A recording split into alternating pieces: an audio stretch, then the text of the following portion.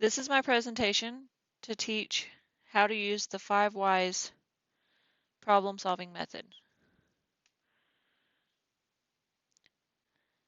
I chose the 5 whys to teach about because I really like how it's designed and how it takes you to the root of the problem by continually asking why to dive deeper and deeper into the problem.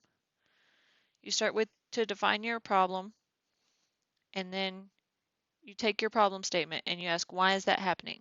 And then you build on that by asking why the next thing is happening.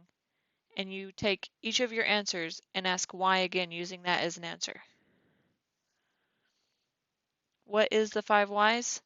The 5 whys is a problem-solving tool, and more importantly, it's a new way of thinking about problems. Instead of just thinking about why something is happening the first time, you dive deeper and deeper into the problem and make sure that you find the root problem. This process encourages problem solvers to keep asking why when addressing a problem until the root cause is reached.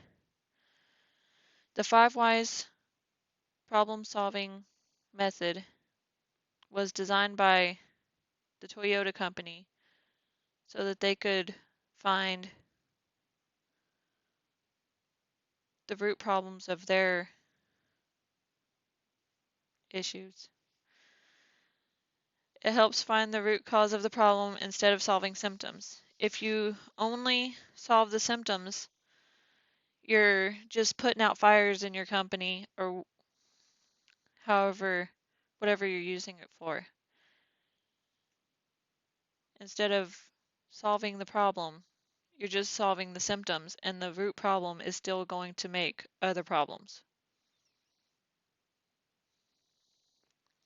Symptoms versus causes.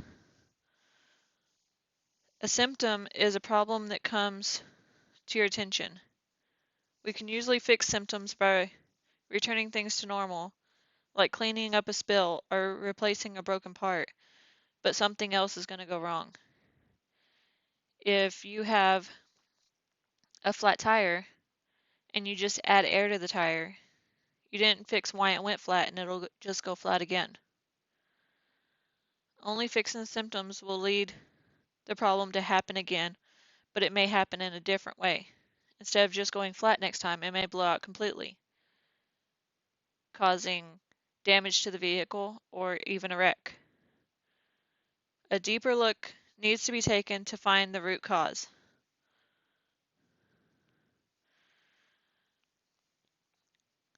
The root cause is the reason behind the symptoms. If the tire went flat, there's a deeper issue. Does it have a nail in it? Does it have a crack in it? Is it just the valve stem? There's something causing it to go flat. Fixing the root cause will prevent similar symptoms from occurring in the future. Getting to the root cause starts by asking an important question. Why did this happen? Why did the tire go flat? It's not just asking any 5 why questions. Each question must lead to the next. We don't just ask why are tires blowing out at 20,000 miles and then ask random why questions about tires and about the company. Why are the sidewalls too thin? Why are the calipers out of tolerance? Why did the calibration technician use incorrect procedures? Those are all random questions that were pulled out of, they may relate to the tire, but they don't relate directly to each other. Instead, we would say, why are the tires blowing out at 20,000 miles? Because the sidewalls are too thin. Why are the sidewalls too thin? Because companies are cutting costs and making thinner tires. Why are companies cutting costs? So that they can make more money at the end result. The questions have to build on the answer of the question before it.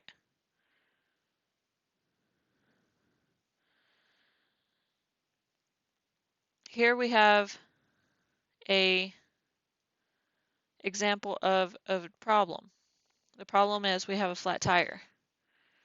Why do we have a flat tire? Because it has a nail in it. Why does it have a nail in it? Because there's nails on the garage floor. See, we could just air up the tire, but it would go flat again because it has a nail. We could take the nail out and solve that symptom, but as soon as the client goes home, they're going to drive over another nail. So why are there nails on the garage floor? A box of nails split open on the shelf. Why did a box of nails split open on the shelf? The box got wet. Why did the box get wet? Rain come through a hole in the roof. Why is there a hole in the roof? The roof shingles are missing.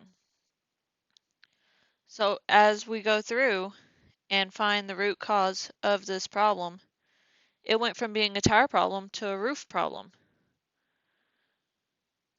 The tire was a symptom of a bigger problem that turns out to be not completely related to the symptom.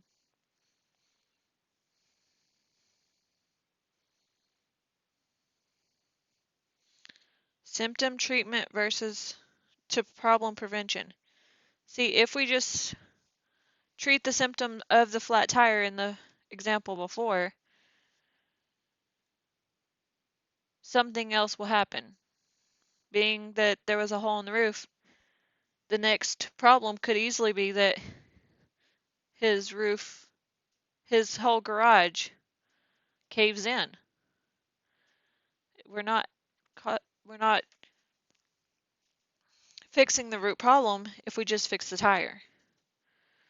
It's only our job to fix the tire in this instance, but the client needs to solve his root problem. Just solving an apparent problem is just solving a symptom. Like if a tire's flat, you air it up, but it doesn't fix why it went flat. The more times you ask why, the closer you get to preventing the problem from happening again in the future. If we just kept airing up his tire, it would just keep going flat. Or if we just took the nail out and he went home and ran over more nails, he would just keep coming back every day with flat tires. Sometimes you must act on the early whys to contain the situation, but we have to find the root problem to prevent the problem from happening again.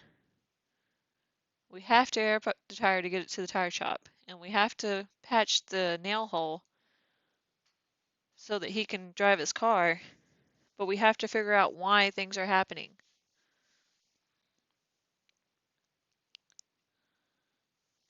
So, based on this presentation and what you've learned, I want you to solve the problem of the tire we had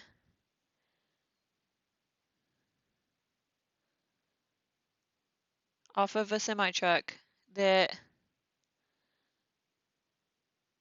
had a hole in the sidewall.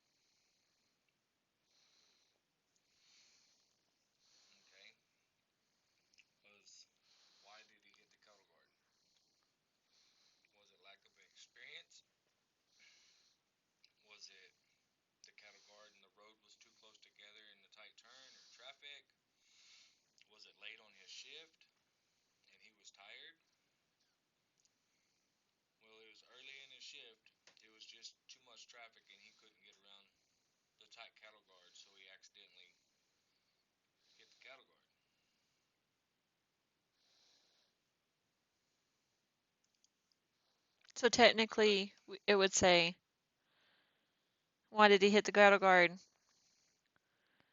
He turned too sharp. And then, so then we would say, why did he turn too sharp?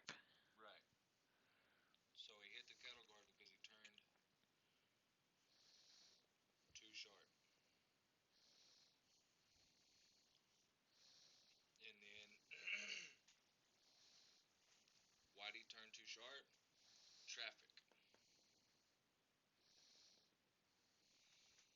What do we do to fix it? Maybe he waits longer, then turns later. Slow down some more.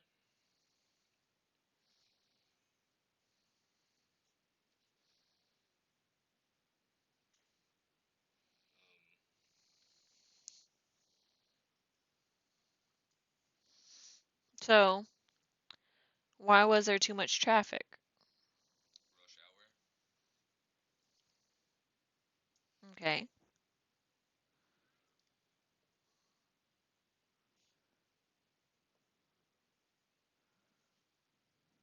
Maybe next time we send him sooner or later so you don't get with so much traffic. That's a good idea.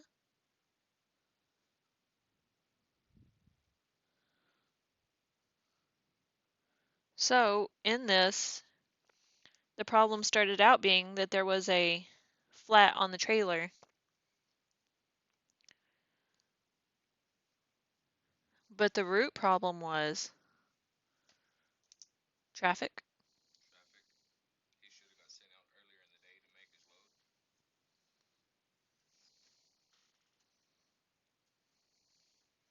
So maybe So he wasn't in such a hurry. to prevent this in the future, we could send him out earlier. Not only would that maybe miss the traffic, but it would make it where he would have longer to wait at the turn. So they didn't have to try to turn quickly and turn too sharp. See, if we only fixed the tire, then that wouldn't fix why the tire was flat. The next time he went out, he may hit the cattle guard again, or worse. Thank you for coming to my presentation. You're welcome. You're a great student.